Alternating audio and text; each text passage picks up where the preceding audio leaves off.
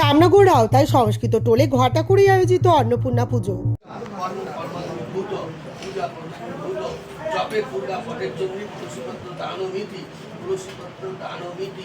রায়গুণাকর ভারতচন্দ্রের অন্নদামঙ্গল কাব্য অনুসারে চৈত্র মাসের শুক্ল অষ্টমী তিথিতে অন্নপূর্ণা অর্থাৎ খাদ্যের দেবীর আরাধনা করা হয়।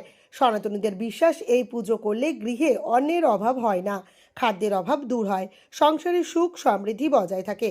যাতে অন্নের অভাব দূর হয় সেদিকে নজর রেখেই একটানা 25 বছর ধরে অন্নপূর্ণা পুজো করা হচ্ছে শ্যামনগর রাউতায় উত্তর প্রান্তিক সংস্কৃত শিক্ষা প্রচার সংস্থান নামক টোল শিক্ষা কেন্দ্রে। টোলের অধ্যক্ষ সোমনাথ শাস্ত্রী জানান, টানা 25 বছর ধরে অন্নপূর্ণা পুজো করা হচ্ছে। মা অন্নপূর্ণা অন্নদাত্রী, দেবী দুর্গার একটা প্রতিরূপ মা অন্নপূর্ণা। গরিব মানুষজনের যাতে অন্নের অভাব না হয় সেজন্য বাসন্তী নবরাত্রি অষ্টমীর দিনে তারা অন্নপূর্ণা পুজো করে থাকেন। 25 বছর ধরে কি কারণে এই পুজো করে থাকেন প্রতি বছর? আমি এই পুজোটা করে থাকি। আমাদের একটা কথা হচ্ছে অন্ন অন্নপূর্ণা অন্নদাত্রী, মা অন্নপূর্ণা অন্নদাত্রী দেবী দুর্গারই একটা প্রতিরূপ।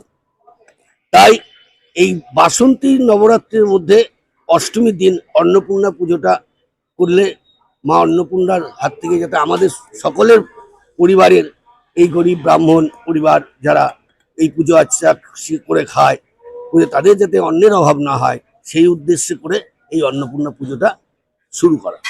মায়ের কাছে তার প্রার্থনা সকলের যাতে শ্রীবৃদ্ধি হয়, পাশাপাশি মা যেন সমাজের অসুর নাশ করেন। আগে কি প্রার্থনা করলেন? মায়ের কাছে প্রার্থনা করলাম যাতে যাতে উত্তর সমাজের শ্রীবৃদ্ধি হয়, মানবের শ্রীবৃদ্ধি হয়। এর জন্য আমরা পরে মানব কল্যাণ যজ্ঞও করব। সামনে ভোট চলছে, হানাহানি শুরু হয়ে গেছে, কি বলবেন মায়ের কাছে? যে অহিংসা চলছে, এই অহিংসা চলছে, যাতে এই অহিংসা দমন হয়। মা আসুরী রূপ নিয়ে যেন মা এই অসুর নিধন করে সমাজকে কলুষিত থেকে মুক্ত করে। প্রসঙ্গত, একটা সময় সংস্কৃত শিক্ষার প্রচার ও প্রসারে ভাটপাড়া সহ শ্যামনগর, বারাকপুর, বরানগরে ঐতিহ্যবাহী টোল শিক্ষার রমরমা চলছিল। কিন্তু যুগের পরিবর্তনে টোল শিক্ষা অবলুপ্তির পথে। শিল্পাঞ্চলে এখন হাতে গোনা দু একটি টোল টিমটিম করে চলছে। এই প্রসঙ্গে সোমনাথ শাস্ত্রীর অভিযোগ, সরকারি উদাসীনতায় টোলগুলো অবলুপ্তির পথে, কিন্তু তারা প্রতিষ্ঠানটিকে এখনও টিকিয়ে রেখেছেন। তার আক্ষেপ, নতুন প্রজন্ম ক্রমশই সামাজিক মাধ্যমে বুঁদ হয়ে পড়েছে। ফলে সংস্কৃত, ব্যাকরণ, কাব্য প্রভৃতির শিক্ষার প্রতি নতুন প্রজন্মের আগ্রহ কমে গিয়েছে। তার কথায়, একটা সময় শিল্পাঞ্চলে 26টির বেশি টোল ছিল, এখন মাত্র 4টে টোল টিম করে জ্বলছে। তুমি তো চলছে, তুমি চালাবেন? এটা চলছে আমার ঐকান্তিক প্রচেষ্টা, আর আমার ম্যানেজিং কমিটি যারা আছে তারা খুব চেষ্টা করে যে যাদের প্রতিষ্ঠানটা টিকে থাকে, প্রতিষ্ঠানটা যাতে নষ্ট না হয়, এই জন্য চালাতে পারছি। আর সরকারের উদাসীনতা, তবে শুনছি ইদানিং যে আমরা গিয়েছিলাম এবং অ্যাপ্লিকেশনও করেছি এবং ভেরিফিকেশনও করে গেছে যে ওয়েস্ট বেঙ্গল গভর্নমেন্ট নাকি আবার টোলগুলোকে পুনঃপ্রতিষ্ঠা করার চেষ্টা করছে। যদি পরিবর্তন হয় বঙ্গে, তাহলে কি টোলটা চাঙ্গা হবে? কি মনে করছেন? এটা সনাতনী বিশ্বাসী, বিজেপি সনাতনী বিশ্বাসী। সনাতনী বিশ্বাসী, কিন্তু আমি এই ব্যাপারে একটা কথাই বলবো যে আমরা তো ভেবেছিলাম যে অতীতের গভর্নমেন্ট টোলগুলোর প্রতি দেখছে না, বর্তমান যে গভর্নমেন্ট চলছে এসেছে এরা বোধহয় দেখবে, কিন্তু এরাও তো দেখলো না। এদের আর আগামীতে কি হবে সেটা আর বলবো কি করে। আশা রাখছেন? আমি আমি আশাই ছেড়ে দিয়েছি, তাই চলছে। আর তো 56 বছর বয়স হয়ে গেল, আর টোল ইয়ে হলে আর ক বছর আর থাকবে? শিল্পাঞ্চলে কত টোল টিকে আছে? শিল্পাঞ্চলে টোল আছে ওই 4টে টোল আছে। এই উত্তর 24 শিল্পাঞ্চলে মধ্যে 4টে টোল টিকে আছে। কটা ছিল?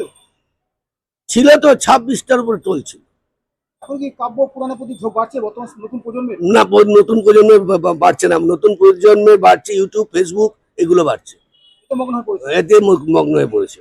গৃহবধূ জয়িতা গাঙ্গুলি বলেন, কারো যাতে অন্নের অভাব না হয় সেদিকে খেয়াল রেখেই এখানে অন্নপূর্ণা পুজোর প্রচলন করা হয়। পরিবারে যাতে সুখ শান্তি বজায় থাকে, মায়ের কাছে তিনি সেই প্রার্থনা করেছেন। অন্নপূর্ণা দেবীর আরাধনা করা হয়, সুখ সমৃদ্ধি, উনি অন্নের দেবী।